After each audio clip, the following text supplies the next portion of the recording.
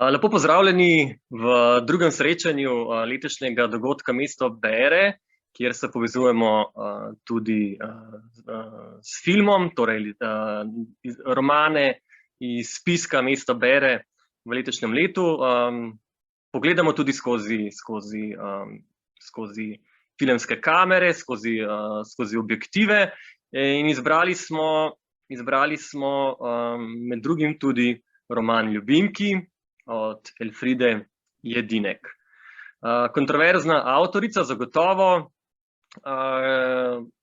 izredno močen roman in seveda tudi zelo skoncentrirano literarno delo, ki je v svojem stilu in pa seveda tudi tematsko, vsebinsko izredno pester, upamo si reči celo brutalno napisano, kar pa seveda za takšno družbo, v kateri živimo, vendarle kdaj tudi pritiče.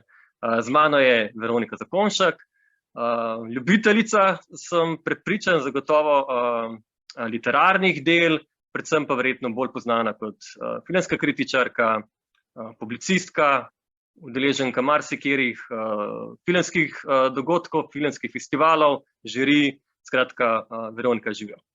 Živjo. Bova skupaj pogledala ta roman v luči Jelinekinih del tudi v drugih filmih, predvsem Učiteljica klavirja, ki velja za eno pomembnejših in prodornih filmskih del v novem mileniumu, velikega filmskega misleca Mihaela Hanekeja, o katerem bova seveda tudi kaj več kasneje povedala. Bi pa mogoče za začetek malenkost nekaj stvari povedal o sami naši avtorici. Zdaj, Jelinekova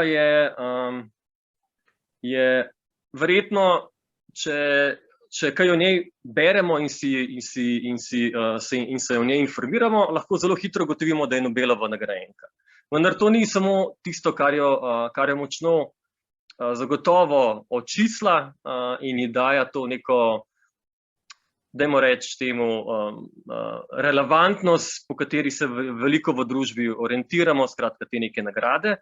Bolj pomembno je, da odpremo kdaj kakšno njeno delo, ker, kot rečeno, je s svojim razmišljanjem in pristopom zagotovo pomembna opazovalka družbe in s svojim delom zagotovo še kako zares močna in relevantna.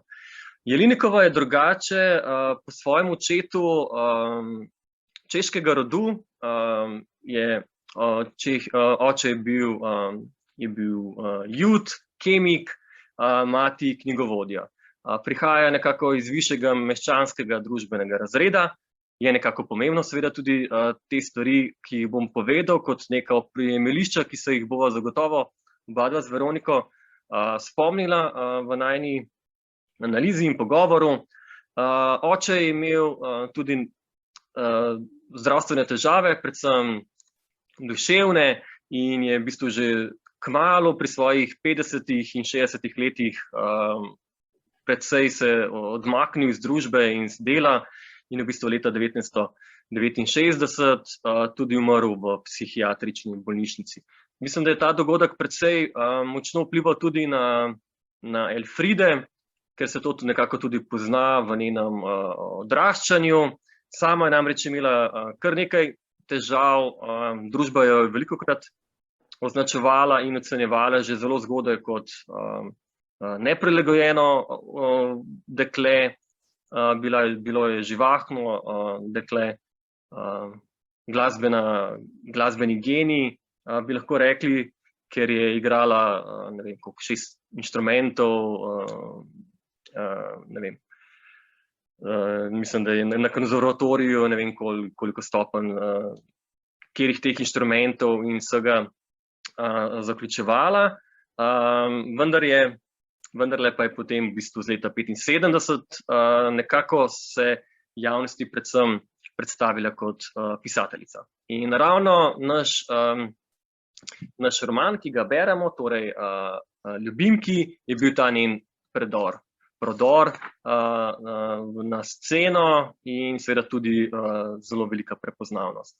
Od takrat dalje je Elfriede pisala marsikakšna dela, ne samo literarna, drame, po njej so izredno pomembne tudi, pač kot rečeno, odrske uprizoritve in zelo močna je bila vedno v svojih argumentih in v svojih nastopih, blazno kritična, celo osovražena v svoji Avstriji, ravno zaradi svoje kritičnosti in mislim, da še vedno se nekako drži predvsej na strani, ne daja izjav, v bistvu avstrijske medije prezira in v tujini pa povsod se in pušča prevode in uprizoritve gledališke, medtem ko je blazno razočarana na tem, kako njeno delo in pa njen opus delo opažajo in spremljajo doma.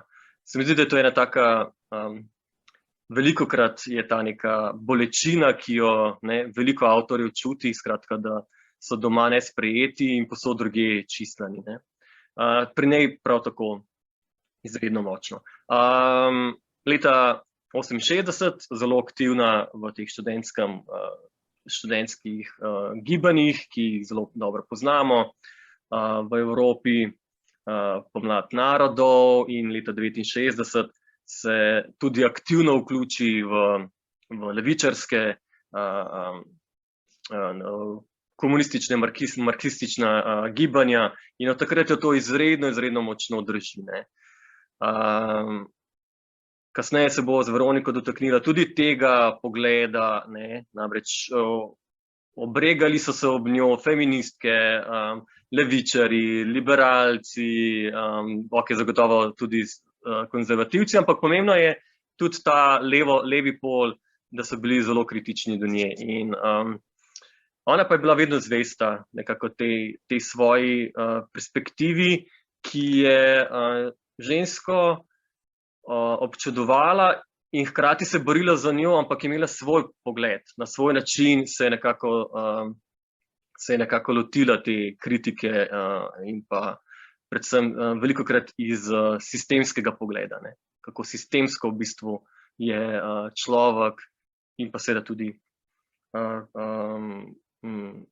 kot ženska, kot družben element, kako je v bistvu obravnavana. Ok, malce daljši pregled, kar se same avtorice tiče. Mogoče, Veronika, bi pa kar tebi predal besedo, če v parih besedah, da mogoče opišeš, o čem gre pri našem romanu. Ljubimki v bistvu v ospredje postavlja dve protagonistki, Brigitte in Paulo. Njuni zgodbi tečeta povsem ločeno, ne gre za eno skupno zgodbo, ampak ja, vsaka posebej se nekako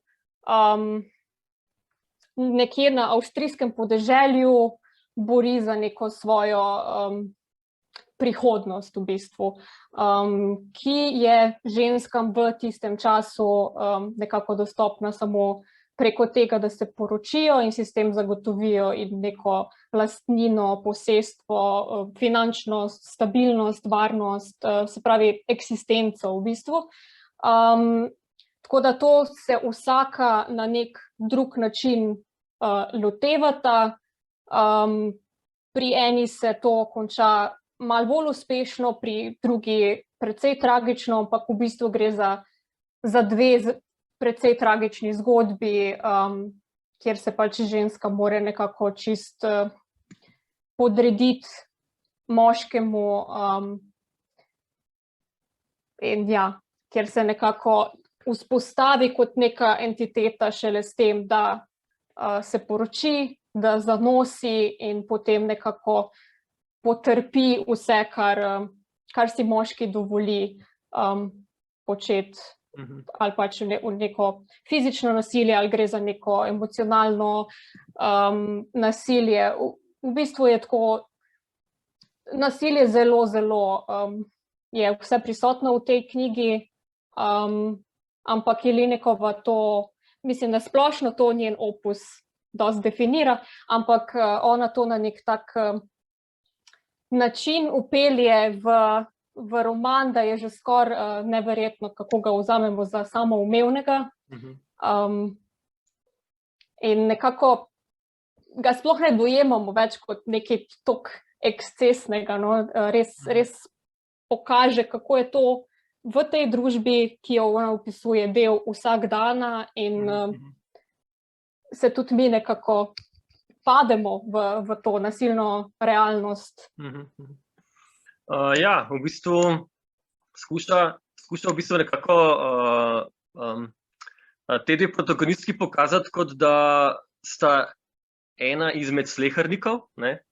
Hkrati pa izredno močno čutiš, da to se ne sme dogajati, da je to boleče in da je nepravilno. Ampak ni pa sentimentalna, ne želi pisati tako zato, da bi bila sentimentalna, ampak dejansko razgrinja zgodbe, ki se res dogajajo, ne? In je v bistvu samo, kot da dobiš po njenemu stilu, dobiš občutek, da dejansko samo popisuje kot neke fakte, kot dejstva. Objektivno, zelo vse skupaj, ni nobenega nekega čustvenega naboja, s katerim bi probala nekako bralca mu nakazati, da more simpatizirati s tem, more videti žensko kot žrtev, kar se mi zdi, da je tudi v bistvu bilo krivo za neka napačna prva branja, ko je roman izšel, da so tudi feministke zelo napadle, ker nekako niso razumele tega nekega ironičnega, zelo ciničnega tudi v bistvu podtona, ki je prisoten v knjigi in so brale to zelo dobesedno in so videle v tem pač nek konflikt, da ženska o ženskah ne bi smela na tak način pisati, ne? Da bi mogla biti bolj neka subjektivna nota prisotna, recimo. Ja, pa bolj taka opolnomočenska, ne? Ja. Tukaj je pa tako, kot se mi zdi, jaz ne vem, če se strinjaš, no, se mi zdi, da je ta sistemski pogled njen, ne? Da res kaže, res kaže iz vidika sistemske strukture, kako v bistvu te naše protagonistke, ki izpadajo zelo častihlepne, ne? Izpadajo taki, kot da sta častihlepni in da želite nekaj, kar jima ne pripada, ne? Jaz bi mogoče, Veronika, če se strinjaš, kar prebral predgovor, ki je res kratek, ampak nekako riše ta njen kar tako hardcore štart v ta roman, ker v bistvu je tako, kar vzame ti malo dah, no. Jaz moram reči, da me je zelo spomnilo na marksistična pisanja, kjer je zelo tempo tak, ne kot agitka, zagotovo to ni agitka, ampak je izredna kritika, ne, in v teh marksističnih delih je vedno tam nekako močen naboj, no. Bi mogoče par besed prebral, tudi za obiskovalce, da bodo imeli malo občutek, v kakšnih stilih smo. Torej, ali poznate to lepo deželo z njenimi dolinami in hribčki? V daljavi meji na lepe gore, ima obzorje, česar nima veliko dežel. Ali poznate travnike, njive in polja te dežele? Ali poznate njene miroljubne hiše in miroljubne ljudi v njih? V osrčje te dežele so dobri ljudje zgradili tovarno.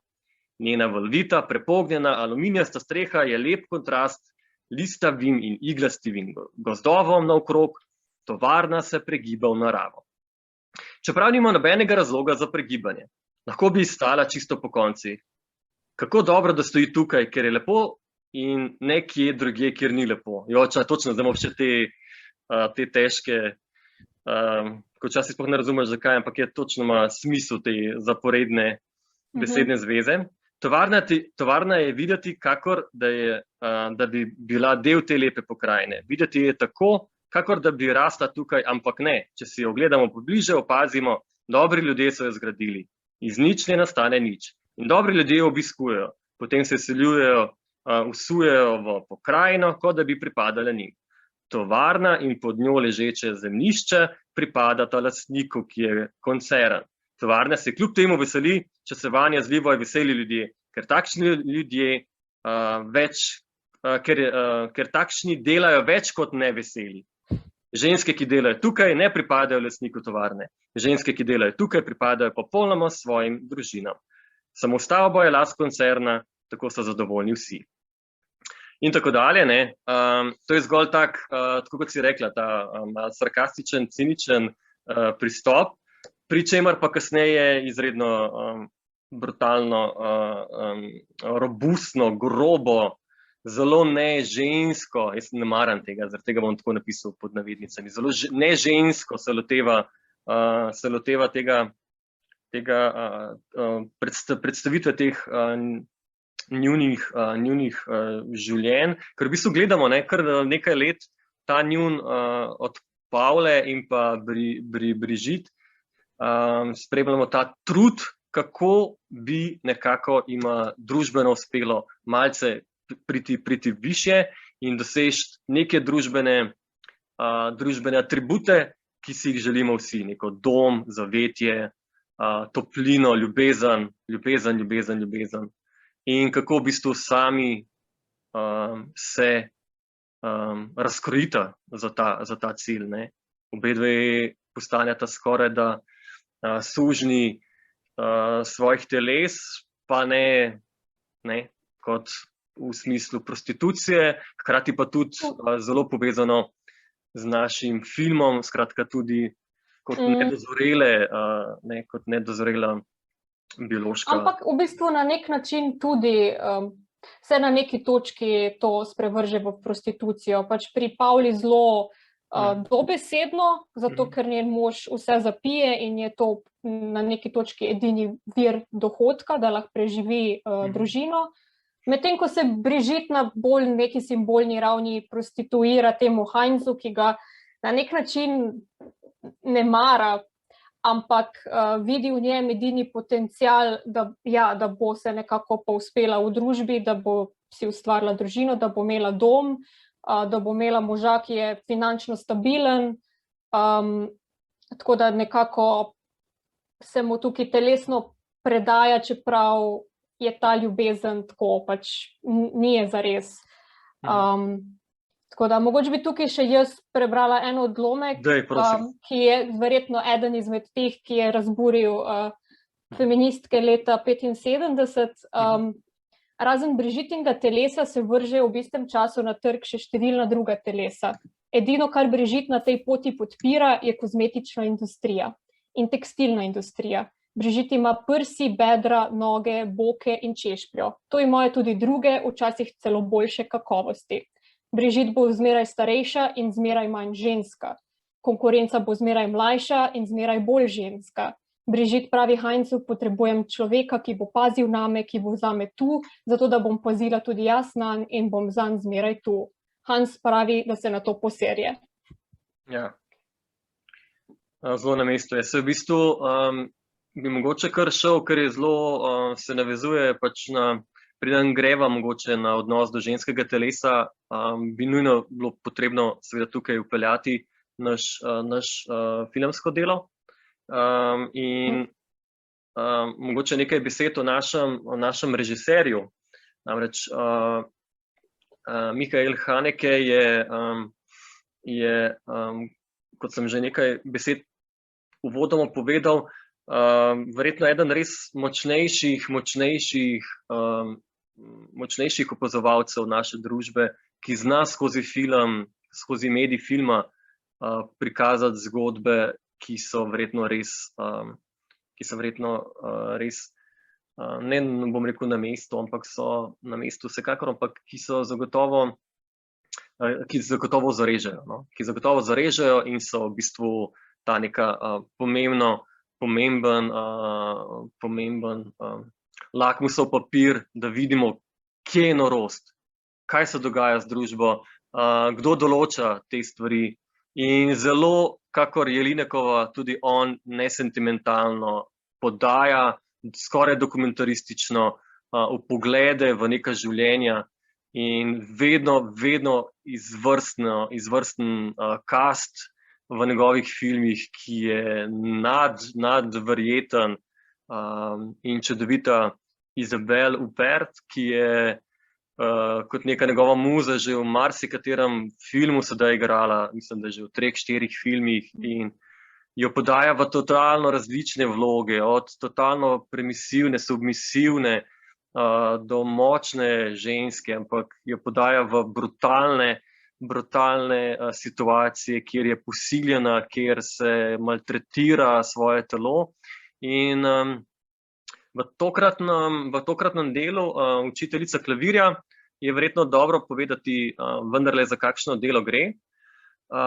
Učiteljica klavirja leta 2001 premierno prikazan film v Cannesu, kjer je bil tudi ovenčan z Grand Prixem, in pa seveda tudi oba igralca sta prejela Zlati palmi, kar je verjetno triple match, ki ga vsak želi v svoji karieri. Skratka, eden najpomembnejših, med 4 najpomembnejšimi festivali na svetu, kot rečeno Cannes, verjetno najpomembnejši, če ne celo ampak zagotovo pa ne govorimo, niso samo lovorike te, ki kažejo na to delo, da je močno in pomembno. Zagotovo boš pa to, Veronika, ti verjetno, zagotovo, ker jaz romana Učiteljica klavirja nisem bral, boš kaj povedala, kako je Haneke tebi vizualiziral roman, ampak zagotovo, kar se filma tiče, povedati nekaj besed. Skratka, spremljamo Eriko, protagonistko, ki je zagotovo nekako zakrčena v svojem osebnostnem razvoju, saj je pri svojih verjetno 40 plus letih še vedno živi pri svoji mami in celo tako, dajmo reči iskreno, nedozorelo je, da celo spita skupaj v postelji. Vsaka na svojem kraju postelje, ogromne postelje, a vendarle delite skupaj spalnico.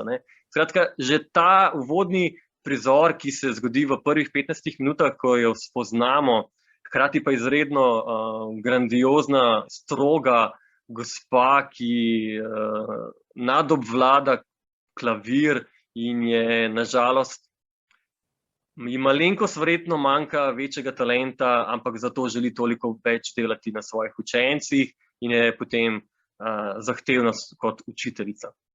Ampak hkrati pa spremljamo tudi njeno emotivno ozadje in vzporedno, kako se ona predstavlja kot oseba drugim, in pa njeno emotivno ozadje, ki pa je izredno naravnano na neko mazohistične, perverzne vzgibe, ki jih ima, in seveda sproti ugotavljamo psihoanalitično, zakaj do tega prihaja in kako v bistvu se ona spoprijema s tem svojim nekim, ne svojim, ampak z užitkom, z ugodjem, ali mu daja sploh kakšno veljavo in do kakšne mere sklepa v bistvu seksualne pogodbe s svojimi partnerji, ki jih v mazohističnem odnosu nujno morajo biti.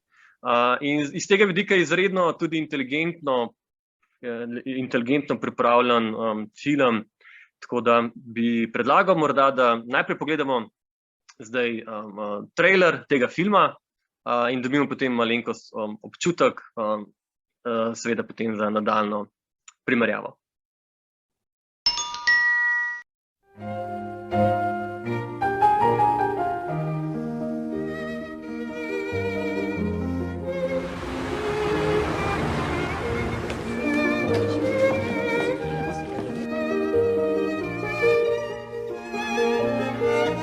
Isabelle Huppert, one of the finest and most beloved French actresses of her generation, stars in the performance of a lifetime.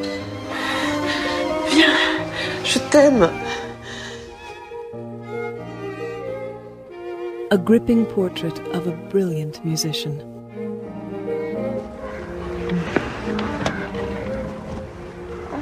Her secret world of obsession and desire. and the young man drawn into her lonely, desperate life. Puis-je vous embrasser dans le cou, Erika?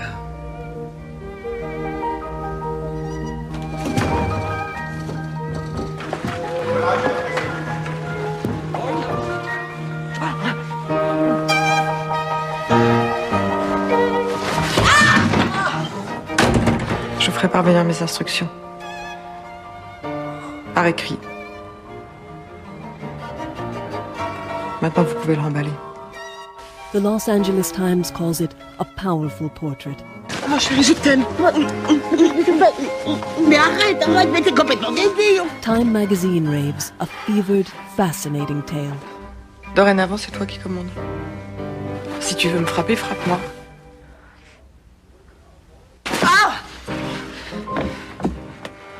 Dazzling, says the LA Weekly. And the London Guardian hails, Isabelle Huppert gives the performance of her career. Ça te plaît que je t'appelle mon chéri? C'est absolument merveilleux. Oh, il faut que tu sois patient. Je te donnerai tous les noms que tu veux. On jouera tous les jeux que tu veux. Winner, Cannes Film Festival, Best Actress Isabelle Huppert. Winner, Cannes Film Festival, Best Actor Benoît Magimel. The Piano Teacher, a film by Michael Haneke.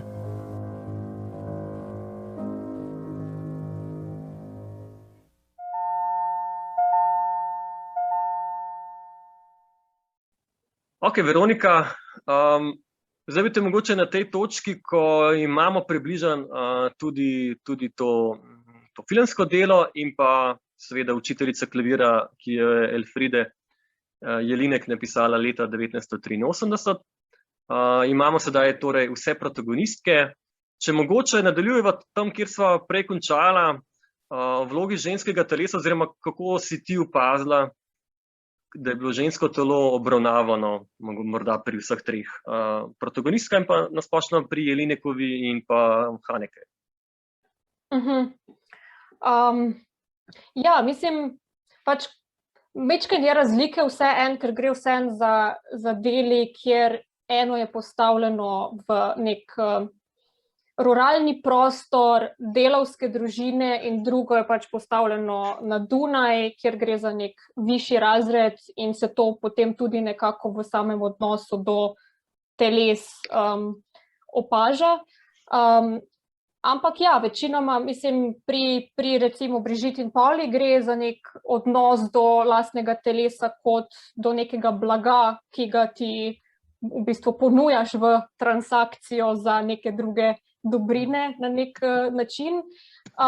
Medtem ko pri Eriki, ki je pač del nekega višjega sloja, plus neka umetnica, kjer si mati seveda želi, da bi bila še bolj genialna, kot je zares. Ampak ja, skozi to muziko se vidi tudi neka njena ta restrikcija do užitka, do življenja na splošno in do neke totalne kontrole, ki jo ona ima in nad svojimi čustvi, ki so čisto topela, in do svojega telesa, kar se v bistvu potem izraža tudi skozi neke samopoškodbe, da si reže spolovilo in podobno. V bistvu gre za nek njen nadzor, ampak hkrati za neko prikrito sovraštvo do same sebe, do svojega telesa, ki ga ne zna zares obvladati.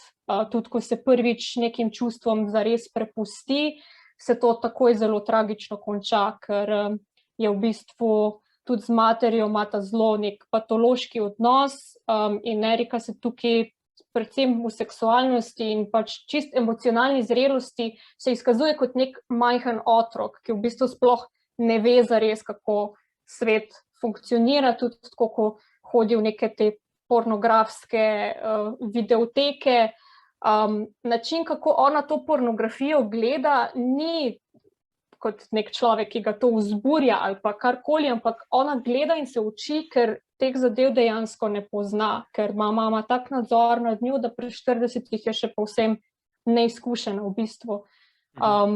In iz tukaj, tako kot tudi druge dve ženske, sicer na drug način, pride neka ponotranjena mizoginija, neko sovraštvo do lastnega telesa, ker te družba uči, da pač žensko telo ni mišljeno, da uživa. In ona pač neke te pornografske slike vzame za svoje, te fantazije vzame za svoje, čeprav na koncu ugotovi, da si tega ne želi zares. Ko enkrat pride do tega, da jih ima priliko realizirati, ugotovi, da v bistvu noče tega, da jo partner pretepa, posiljuje, davi, veže, da je to samo nekaj, kar je ona v bistvu videla, da je v svetu. Na tak način se v pornografiji vzpostavljajo odnosi, se pravi, to je nekaj, kar tudi jaz hočem, ampak gre za neko zelo sprevrženo sliko tega, kaj bi spolnost naj bila, pa kaj je ženski užitek, kaj ona sploh hoče. Vse pa se mi zdi, da je nekako iz te ponotranjene mizoginije, ki jo na nek način najdemo tudi v ljubimkah. Zanimivo mi je iz tega vidika, če mogoče greva, seveda imamo protagonistke tukaj in obstranske like, ne samo moške, ampak tudi družino, starše, ki so oboji enako brutalni in prav ogabni do naših protagonistk, ne, v bistvu v vseh delih je Linekova zelo kritična do tega, kako družina tudi oblikuje ljudi, ne samo družba, ki onemogoča in ovira, da ne moreš družbeno se izboljševati, položaj, da se ne moreš izboljševati položaj, ampak tudi kako družina. Bi mogoče, preden greva na to topiko, bi te vprašal, kako si razumela ti naslov romana Ljubimki? Veš, kaj je zelo kontroverzno, ne? Pričakuješ, kot da bi se na koncu morda te protagonistki srečali in ne nujno, da bi bila nujno romantična zveza, ampak da bi nekako ta njun odnos se povezal, ne? Kako si ti? V bistvu na začetku sem mislila, da bo to mogoče šlo tudi v nek lezbičen element, nekako, da bo ta potem prišle skupaj in druga pri drugi ugotovile, kaj je ženski užitek, ne vem. Ampak ja, seveda je Linekova ni tako prizanesljiva do svojih karakterjev, vse skupaj se zelo tragično konča. Tako da mogoče bi zdaj, pač, ko sem prebrala roman v neki retrospektivi, rekla, da roman, mislim, ime mogoče izhaja iz tle, da obe dve s tema svojima moškima v bistvu izvenzakonsko zanosita in sta na tak način nekako ljubimki, ker sta najprej materi in potem ženi. Tako da gre tukaj še za eno njeno tako cinično potezo, mogoče. Ja, ker je zelo intrigantno, veš, ljudje smo perverzni, ne, vzamemo si, dejstvo je, da smo ne nujno zelo perverzni, ampak smo seksualna bitja in vendarle veliko stvari interpretiramo napačno, samo zato, ker je pač razmišljamo vendarle ves čas tudi kot seksualno bitje o določenih stvarih, ne, in je tako, kot praviš, ja, nas je obrnila. Ampak v vsakem primeru pa zelo lepo tudi kaže na to ta družben problem, ne? Da sta obe dve dosegli svoje cilje tako, da sta v bistvu izvenzakonsko postali nekaj, kar je družba od njih pričakovala, izvenzakonsko postali to, kar je družba od njih pričakovala, hkrati pa so jim potem učitali ravno to, da sta nezakonsko postali materi, ne? Skratka, grozno, ves čas je Linekova nam podaja te neke vzporednice družbe in družine. Mogoče tukaj, Veronika, tvoj pogled, ne nazadnje tudi pri naši Eriki, kot učiteljice klavirja, pri njej pa ta neka odgovornost, da ostane na nivoju te neke višjega meščanskega razreda, zelo inteligentno je ta da mi pomagi, prosim. No, ta piano nastop, ki ga ima, kako se še temu reče, salonski nastop. Recital, tako besed, točno. Recital v, ne vem, leta 80, 1980 na Dunaju, kjer nimamo teh nekih frfotavih oblek iz 19. stoletja, ampak leta 1980 in še vedno se zberejo ljudje. In kakšen kontrast, da ona vendarle more držati neko to elegantnost svojega statusa, hkrati pa izredno, dajmo temu reči, kar ogabno, ogabno svojo osebnost v ozadju. In kako se mogoče videla ta odnos, s katerimi se v bistvu pa naša Pavla, seksualno isto zavrto dekle, ki rodi pri 15 letih, biološko še ne zares zrelo, emotivno nezrelo, nezrelo bitje, ki seveda potem gre v prostitucijo zaradi tega, ker jo v bistvu sili in družina in zato, da preživi družina in tako dalje. Mogoče ta odnos teh naših protagonist v odnosu do družbe in pa do njihovih družin. Ja, mislim, pri Pavli sem jaz, predvsem zaradi njene mladosti, sem dojela, da je glavni problem v bistvu ta nek romantični ideal, ta njen Erik je blazno privlačen, malo bolj tako italijansko zgleda, kar je dosti eksotično na avstrijskem podeželju, in da se je nekako predala tem romantičnim idealom, ki seveda se niso izšli, ker je družba deluje drugače. Tako da ja, pri njej sem jaz videla v bistvu bolj neko to njeno naivnost, emocionalno nezrelost, kakor pa pri Eriki, kjer sem videla v bistvu pač tukaj je Linekova, pa tudi Haneke v bistvu v svoji priredbi, odlično poda tudi kritiko nasploh avstrijske družbe ali pa avstrijske te neke aristokracije v bistvu, kjer je tako na površju, je vse tako tipi-topi, uglajeno, svečano, pod površjem pa gomazijo tako razne perverzije in ogabnosti in tako mislim, da Jelinekova je vedno tudi bila dosti kritična do avstrijske zgodovine, kako so pač tudi svojo kolaboracijo z nacisti, vse so nekako pometali pod preprogo in se še vedno ponašajo z neko to svojo kulturo od prej, kar je predvsem skozi glasbo se vedno izražalo, njihovi Štrausi, Mozarti, Schuberti, ki je Schubert je tle tako v središču, ker to je Erikina pač specialiteta, to najraje izvaja. Tako da ja, skozi njo se mi zdi, da v bistvu Jelinekova nekako to dvoličnost avstrijske družbe zelo dobro pokaže, kako je pač na površju točno taka, kot je ona, pač zelo zadržana, sofisticirana, uglajena, elegantna, ampak na nek način pa skrajno zavrta, perverzna, pokvarjena, mislim, ker tudi ta odnos z mamo na neki točki pač imata tudi fizične obračune, seveda, za 4 stenami in na koncu pa pride celo do spolnega napada svoje mame, kar je tako in v filmu in v knjigi se mi zdi, da en tak najbolj kontroverzen moment. Ja, pa predvsem se mi zdi, mislim, da lahko govorim za oba dva naju, da ne sodiva tega perverzije in ogabnosti kot nekaj, kar pritiče človeku in da je to nesprejemljivo, ampak je zagotovo to je ta, oba dva govoriva iz vidika tega sistemskega pogleda, da je to ogabno. Izredno boleče je recimo bilo meni gledati Eriko, ki upajoče napiše pogodbo svojemu ljubimcu, da bo sprejel to in da bo lahko končno prišla do užitka.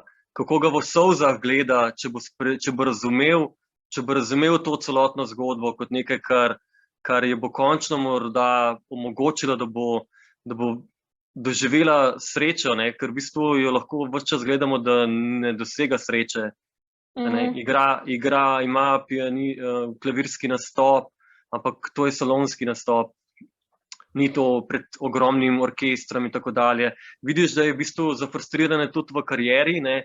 In v bistvu ta pogodba, ki jo želi doživeti na tej svoji, spet bom uporabil to besedo, ne čisti ravni, ne, na svojem osebnem užitku, je boleče in je res neverjetno, kako.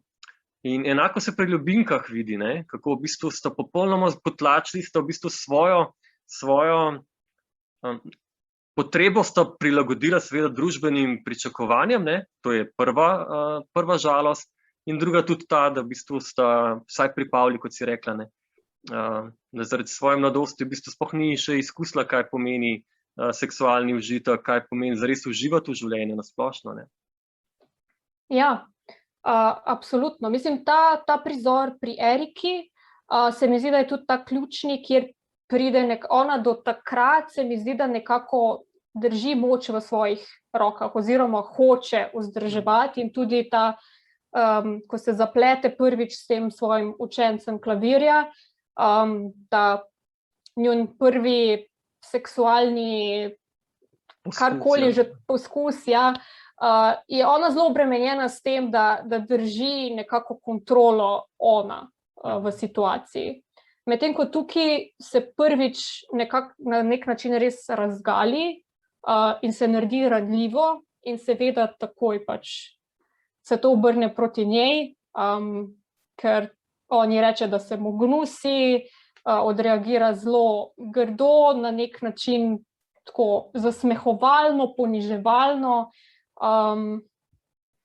Tako da ja, v bistvu tisti hip, ko ženska nekako izrazi, kaj bi ona želela, je to v trenutku pač izraženo, mislim, vzeto kot...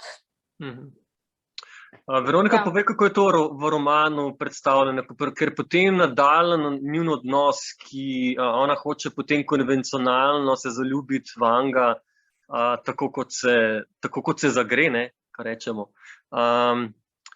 Vidimo, da skuša imeti zvezo, ne, z njim, ampak nekako jima ne gre in potem on v bistvu odreagira s tem udorom v njeno stanovanje po noči, odreagira po njeni pogodbi, ne, načeloma, če tako pogledamo.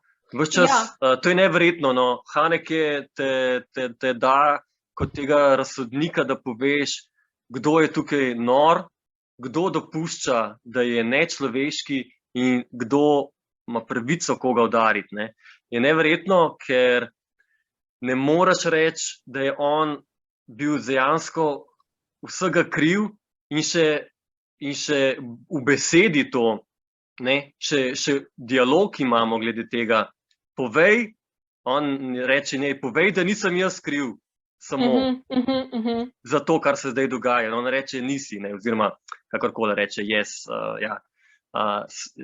Sem tudi jaz kriva v tem smislu, ampak še kar se nadaljuje in je brutalno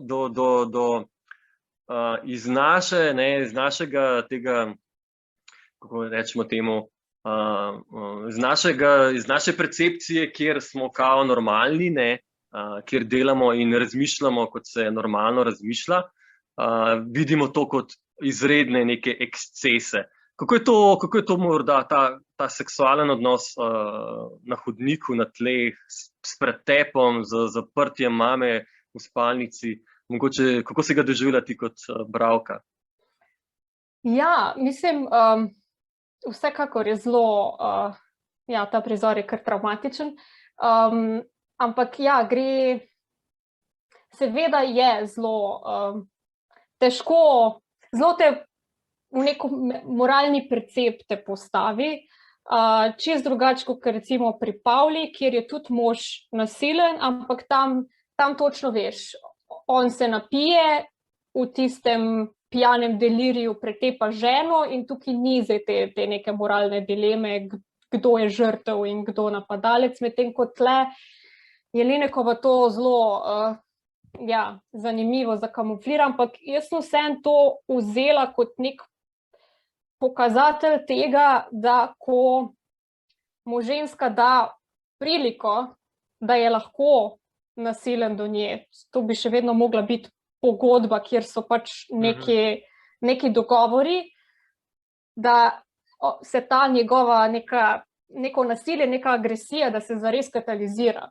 Da ko on dobi to zeleno luč, da se pač to, kar tudi on, ta sofisticiran Avstrijec, mogoče zadržuje nekje globoko v sebi, da takrat pride na plano in da v bistvu pač se nek ta sadističen vzgib tudi v njem sproži, ki verjetno še njega na nek način preseneti.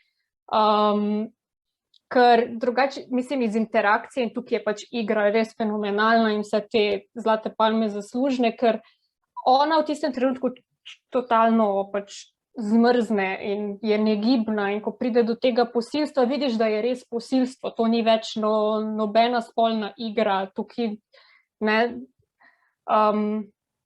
Tako da mislim, da že sam Izabel s svojim obrazom, ker tudi to Haneke zelo, zelo lepo posname, da pač v bistvu ne gledamo celega akta, ampak se fokusira na njen obraz, na njeno reakcijo, v bistvu, ja, na to, kako je na robu solz, tako že cela krvava, ker jo je že prej premlato, in da pač v bistvu tukaj res ne gre več za neko sadomazo, pač spolno dinamiko, ampak za spolno nasilje, čisto tako.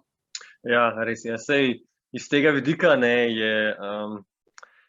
se mi zdi, da so najboljša dela, umetniška dela so take, ki nas mečejo iz ugodja in da nam v bistvu, da nas dajo na te meje, da nas dajo na meje in da če sami nismo obmejni, da nas saj s tem umetniškim delom vendarle kdaj spravi, ker drugače ne moramo biti progresivni, ne moremo večati nekega kritiškega momenta, niti ne momenta, ampak se mi zdi, da tega neka resursa, ki ga imamo kot družba.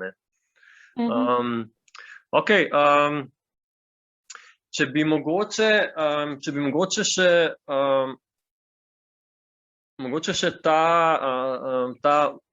te disfunkcionalni odnosi, ki se ves čas kažejo in ki jih Jelinekova zelo jasno kaže kot družbeni problem. Nikoli ne ožigosa protagonistov, da so krivi sami za to, vendarle pa, kot rečeno, ves čas pa je nesentimentalna. Mogoče kako si opazila to v vseh zdaj teh naših umetniških kulturnih tekstih, kako si opazila pa ta motiv disfunkcionalnosti? Ja, mislim... V katerih vseh elementih, v katerih odnosih se to vse lepo kaže? Ja, praktično, mislim, vseh. Pač mogoče najbolj očiten je seveda Erika in njena mati, ki je v bistvu tudi najbolj avtobiografski, ker sta imele tudi pač Jelinekova in njena mati v bistvu neko podobno dinamiko, kar je, se mi zdi, da mogoče tudi potem na neki točki k njenemu mentalnemu stanju dosti pripomoglo in k temu, da se še zdaj z neko tesnobo, anksioznostjo bori. Medtem ko pri ljubimkah je seveda pač največja nefunkcionalnost s temi moškimi partnerji, pa na nek način tudi starši, pač, ker je tudi med starši skozi nek ta pritisk, kaj zdaj ženska mora biti. Ne vem, Brigitte je recimo ima mati samohranilko, kar je pač v tistih časih že nekaj najbolj groznega, kar se ženski lahko zgodi, in je že tukaj pač konstantno ta pritisk na Brigitte, da ona ne sme iti po isti poti. Tako da v bistvu se mi zdi, da vsi odnosi tam so na nek način nefunkcionalni, mogoče še najmanj pri tej Suzi, ki se za nek kratek čas pojavi kot še en ljubezenski interes Heinza, s katerim potem Brigitte nekako tekmuje, ampak ona prihaja z nekim majčkeno bolj bolj situirane družine.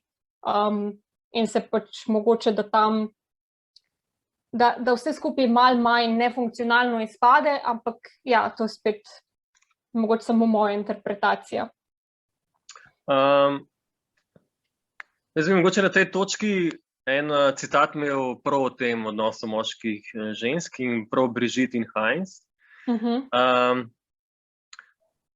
Tudi gnusi se Brigitte Heinz in njegovo masno belo telo električarja, ki se tudi imenuje Heinz. Kljub temu je spet vesela, smrtno vesela, da ga ima, ker je njena bodočnost. Ali imate tudi ve bodočnost? Izgovorite v enem stavku. Moja bodočnost se imenuje Edi in vsa čustva mora Brigitte porajati sama s pomočjo svojih mišic, brez tehnične pomoči. Heinz ima tudi glavico, kar je treba prav tako upoštevati. Brigitte ne zaupa moči svojih mišic, da bi se lahko ustvarila poklic. Brigitte uspe ustvariti samo ljubezen. Nekega dne je na obisku poročena Heinzova sestra, ok, to je že več druga, ampak tako ne. Nikakor ni, če je mogoče prej dalo slutiti, da je tako groba do ženskih likov, za un citat, ki si rekla, ne, da ima bedra in ima češplo in s tem bo nekako uspela, ne, je enako brutalna seveda tudi do teh likov. Ne. Mogoče vam še jaz še čist kratek citat, ampak se mi zdi, da se tudi povezuje na to nefunkcionalnost odnosov. Heinz ve, da kaj zna, Heinz ve, da njegova žena ne zna ničesar. Heinz ima moč nad svojo nevedno ženo. Erik ne ve ničesar, Erik ima kljub temu neomejeno moč nad svojo ženo, kar bo izkoristil. Ja. Tako da, ja. Prav zanimivo je, kar bo zagotovo izkoristil, je prav zanimivo videti v njem kot liku, ker je izredno pasiven, kot da popolnoma ne šteka točno, kaj mora na tem svetu početi, kljub temu, da dela točno to, kar od njega pričakujejo. Ampak ravno svojo to pasivnostjo in z volovsko trmoglavostjo v alkoholizem jo Pavlo popolnoma obrne, ker ona dejansko išče rešitev za preživetje, za golo preživetje. Ok, Veronika, ne vem, imaš kakšno sklepno tako misel ali pa kako si Jelinekovo spoznavala, kakšno srečanje, kdaj si brala učiteljico klavirja, tako, kakšne besede par, kako jo ti vidiš kot svojo pisateljico, praviš, da ti je všeč oziroma da ti pač veliko pomeni, ne? Ja, prvič sem se srečala z njo, po moje, da še v srednji šoli, kar je mogoče malo prezgodaj za branje učiteljice klavirja, pač slučajno je bila knjiga na domači knjižni polici. Ampak ja, mogoče da bi rekla, da je fajn, da si vsej polnoleten, ko se lotiš enega takega dela, ker ja, je kar pestro, veliko za predelati. In ja, potem sem pa nekako se kmalu prišla tudi do filma, ki po moje, da mi je ena najljubših filmskih adaptacij po literarni predlogi. No, ne vem, če sem že gledala kaj, kar bi bilo tako skladno s tem, kar sem predtem brala v knjigi. Tudi zdi se mi, da boljško, mislim, noben drug ne bi mogel tega filma narediti kot Haneke. On je pač, že vsi njegovi predhodni filmi se nekako ukvarjajo na nek način z nasiljem, z nekimi nasilnimi scenami znotraj družine, z neko to alienacijo sodobne družbe. Pač v bistvu podobne teme ga fascinirajo. Itak je tudi ona Avstrijc, tako kot Jelinekova, tako da očitno je tukaj neka kulturna predispozicija, da jo mogoče motijo iste zadeve pri lastni kulturi, lastni državi, da jo potem skozi umetniška dela nekako predelujeta, reflektirata in s tem v bistvu še gledalce siltati k tem istim refleksijam, ki znajo biti dosti neprijetne, ampak na nek način zelo katarzične in zelo tako, se mi zdi, da res od obeh dveh dela, da ti veliko dajo. Ja. Predvsem pa nekega razmisleka, družbenega in tako.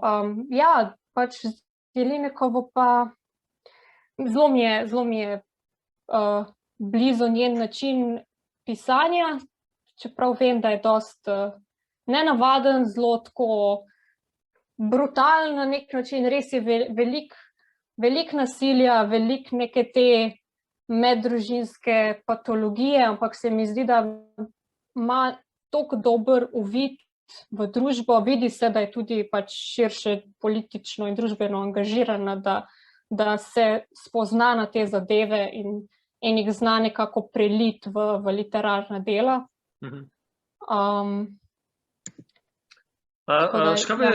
Mislim, da če greva malce bolj sedaj zaključiva mogoče iz enega tazga mogoče malo umetniškega, neke umetniške analize, pogleda, niti ne analize, no. Glasba, ne? Glasba je izredno pomembna in pa zvok tako v filmu, kakor pri Jelinekovi. Glasba, ki jo pripeljala do norosti, če sem malce hitropotezen. In pa tudi glasba v filmu, ne, ki se mestoma nekje prav neverjetno prepletejo te sonate klavirske z zvokom iz porno videa in se zaključi šele, ko pač ona neha gledati porno v tisti videoteki. Zanimivo, kako je v bistvu glasba ves čas v filmu prisotna, zelo prisotna. Haneke je pušča tudi, da gledamo te klavirske nastope po par minut, po nekaj minut, ne. Konec je pa absolutno v tišini, ne. Ne slišimo niti bolečine Izabel, ki si zabode nož v srce oziroma tukaj nekam, iz usti nobenega zvoka in tudi kljub temu, da smo v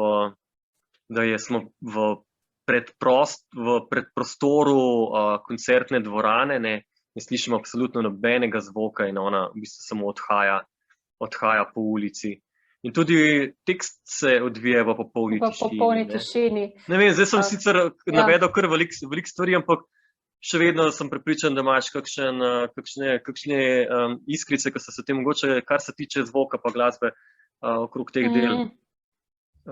Ja, mislim, glasba tukaj se pač vidi se, da izhaja iz tega sveta, ne, da Jelinekova, da v bistvu je bila v prvi vrsti glasbenica in da se v bistvu šele po tem živčnem zlomu, da je prišla do literature kot neka oblika terapije je bila to pri njej in je šele skozi to nekako pa odkrila svoj talent.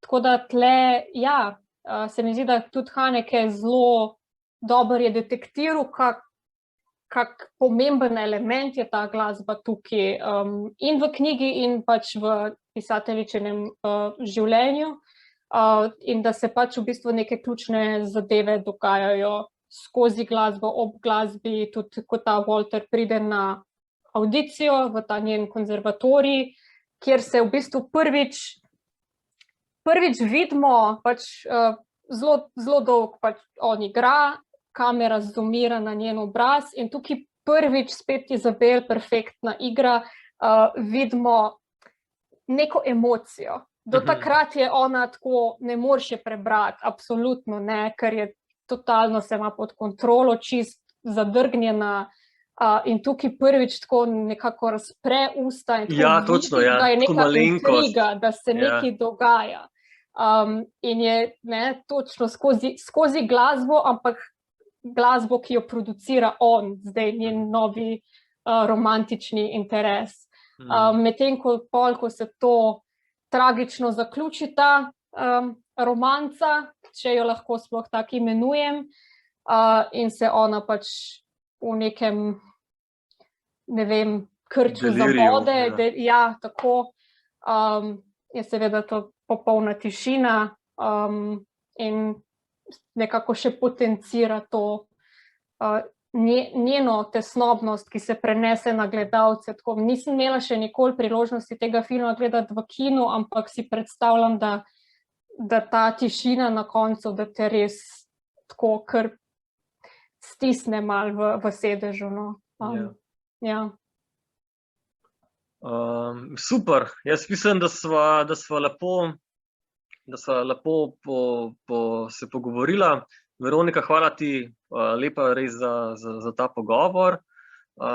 Vse bralke, bralce pa seveda vabimo, da se nam pridružite tudi prihodnjikrat.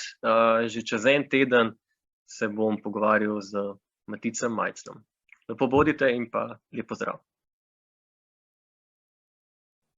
Ok. Ok.